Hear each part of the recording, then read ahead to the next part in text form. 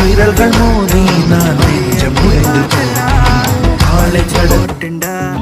நீ ஹாப்பியாக இருக்கணும், எப்பவும் சிரிச்சுட்டே இருக்கணும், உனக்கு எந்த ஒரு கஷ்டமும் வந்துடக்கூடாது. நீ 100 வருஷம் சந்தோஷமாக வாழணுன்ட்டு நான்